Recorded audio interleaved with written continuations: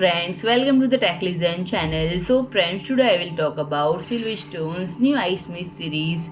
So friend, IceMyst series is all-in-one water cooling units, and friend, the IceMyst series was first showcased as COMPUTEX TAIPEI 2023, and it comprises model based on radiator size IceMyst 240 mm, IceMyst 280 mm, IceMyst 360 mm, and IceMyst 420 mm.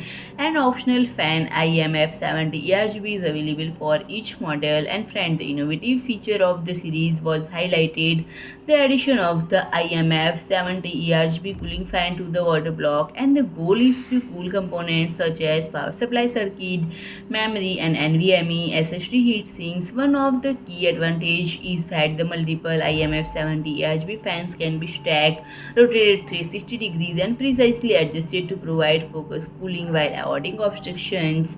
And friend, the product version will offer them as a separate optional purchase, and fan specification vary across models.